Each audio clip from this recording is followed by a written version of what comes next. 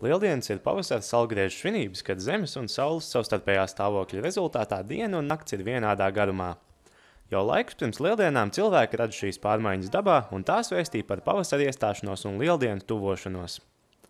Valmieras sajūtu parkā šodien lieldienu ieskaņu pasākumā tikās lieli un mazi valmierieši, un kopā ar Valmieras Pārgaules ģimnāzijas audzēkņiem un vecākiem ik viens klātesošais varēja piedalīties rotaļās, putnu būrīšu un kukaiņu mājas gatavošanā, noklausīties stāstījumā par pavasara putniem pilsētā, kā arī šūpoties šūpolēs un iesaistīties citās radošās aktivitātēs. Šodien Sajūtu parkā norisinās lieldienu ieskaņas pasākums.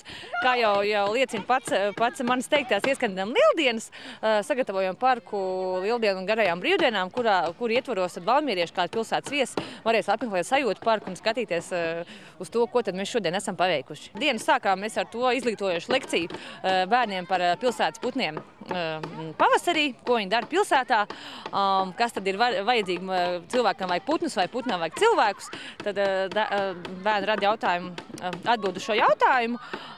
Patreiz tiek arī putnu būrīši gatavoti, paralēli ir likts jau olas krāsoties. Un kas gan tā būtu par lieldienu sagaidīšanu bez olu krāsošanas? Bērni paši devās mežā, lai salasītu zālītes un lapiņas, un viņu olas iznāktu visskaistākās.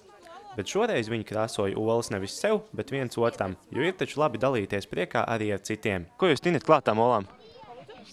Laps, zaļumus, dabīgās vielas, kas aug dabā. Sunas. Kāpēc jūs tik daudz tās brūnās lapas gribat likt klāt? Jums liekas, ka brūna būs smukāka to ola? Nevar neko citu atrast. Bet ir taču sunas. Visvairāk jau brūnās lapas ir.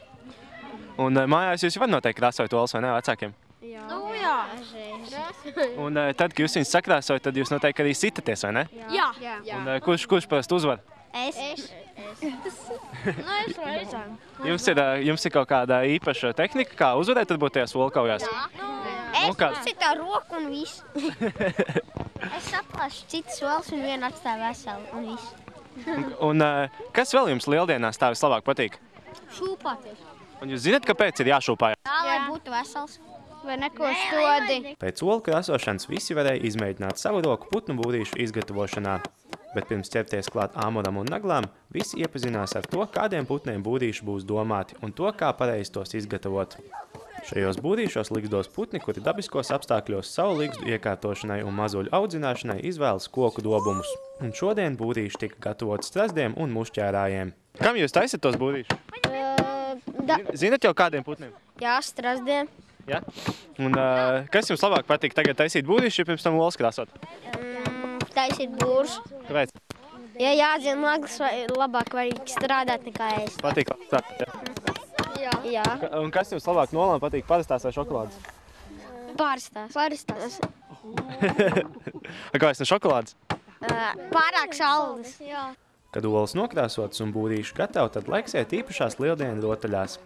Bet vēl pirms rotaļām bērni Sajūtu parka izrotātajiem kokiem uzstādīja jaunas plāksnītes, un pēc tam jau vienojās rotaļās ar cāli un lieldienu zaķi. Šodien lieldienu sagaidīšanai netraucēja ne lietus, ne vējš, un par prieku visiem pasākumu izskaņā pat uzspīdēja saule.